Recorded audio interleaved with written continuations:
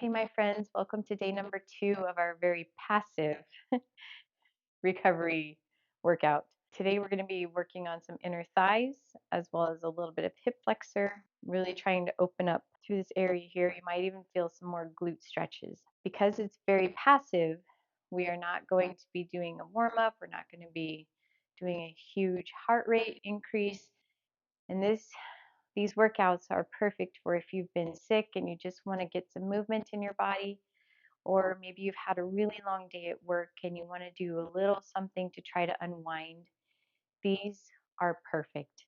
If you're more of an athlete and you're looking for an active recovery, then I would recommend doing a cross training workout from what you normally do. So this is passive. If you need yoga blocks, because today's stretches are going to be some really big hip openers, please go get them and we will get started. First, what we're going to do is start on our hands and knees in a cat-cow position. So if you remember a traditional cat-cow, you drop into a cow looking up at the ceiling, and then you go into a cat where you're rounding your shoulders. We're going to be doing that, except we're going to be doing it from a tripod position. So you're going to bring your right foot up kind of close to your right hand, and you're already, if you're tight in your inner thighs, you're already going to feel a big stretch there. But if you're not, that's great too. And then what we're going to do is that same cat-cow movement, but with your foot in by your hands. So we'll do that cat position where you're pushing your shoulder blades to the ceiling, tucking your lower back, your tailbone to the floor. And now we'll go into a cow. Good. It's kind of hard to drop your belly to the floor with your leg up, huh? Now cat. Good. And now cow. Good. That's a big, big stretch there for that inner thigh, right? Don't worry, we'll get more. Let's switch. Go to that left foot forward. So now we're going to go drop into that cat rounding. You're going to round your shoulders to the ceiling. Drop your tailbone down. Good. Now let's go to that the cow. And it just gets a little bit deeper in a different way in that inner thigh. Okay, let's do one more cat. And now one more cow.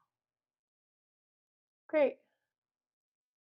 Okay, now what we're going to do is we're going to go into an upper plank really fast. So upper plank, and what you're going to do is bring that right foot up to your hand. So now this is where you might need a yoga block if you need to have your hands higher, so it's a little bit easier on your shoulders and through your hips. But there's going to be a big hip flexor stretch on this leg. You might even feel inner thigh on that right side. If you need to drop to your left knee, uh, just so that it's easier and you're not exerting as much effort, that's completely fine. You do what you are comfortable with, because remember, this is a passive workout. So from here, you can either stay in, uh, on your toe, your left toe, or you can drop to your knee. It's more of a stretch rather than a strength training move if you're on your knee.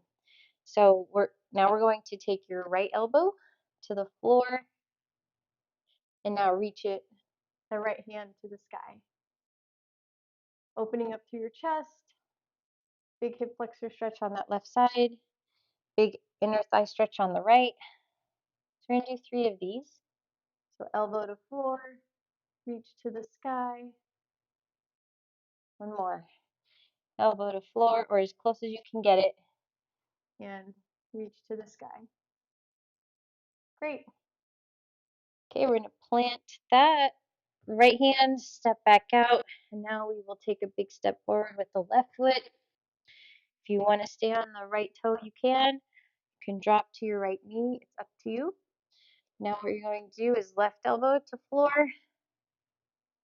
and reach to the sky, opening up through that chest, letting that right hip fall just a little to get a hip flexor stretch.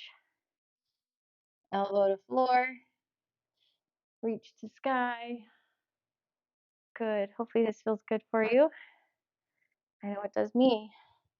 Elbow to floor and reach to the sky. Good. Okay.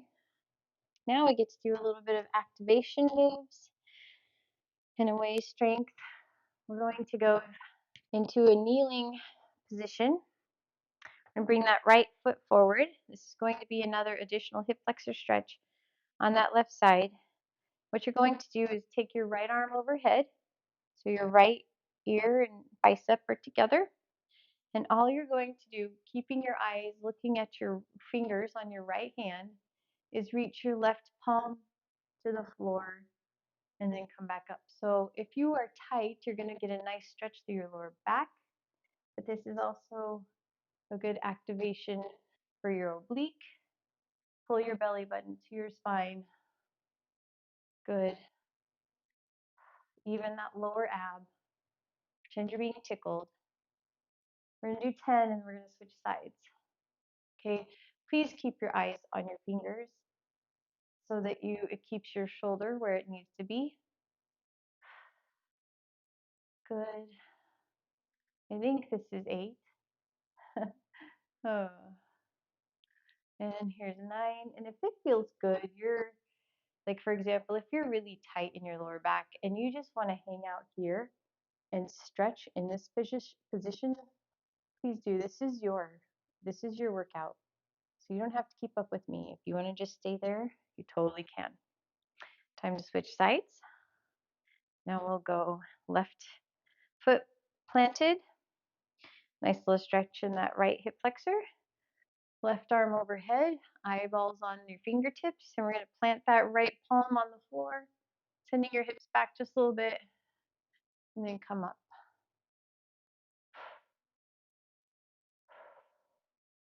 Good. 3, belly button to that spine. 4, left bicep by your ear. 5, how you like this one, huh? Again, if you're really tight and you're like, oh, this stretch is so good for my lower back and my hip right here, and you want to stay, please do. 9 and 10. Good. Okay. Let's do one more activation exercise. So this one's from a standing position. You're going to be very wide with your feet. So if you need, this is a variation on a Cossack squat. A true Cossack squat is you're going to go this way, but you go way down into a squat.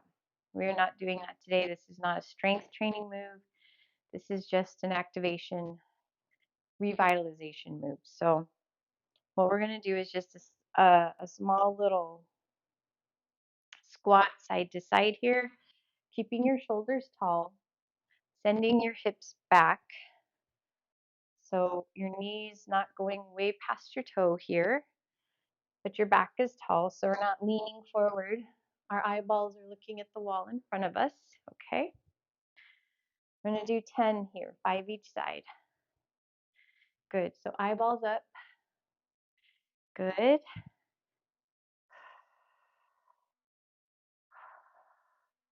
Almost done. Go as low as you're comfortable. You don't have to go crazy low. And there's 10. Okay. How was that? Brought your heart rate up just a little bit, but not too much. Let's do a big deep breath stretch in, or breath in. Exhale into a forward fold, just for that lower back stretch in case you need it. And we'll slowly roll it up, one vertebrae at a time. And there's 10 minutes. Great job. High five showing up today just to get some endorphins going and feeling like you did something for your body but not overdoing it. I will see you tomorrow for day number 3. Have a good day.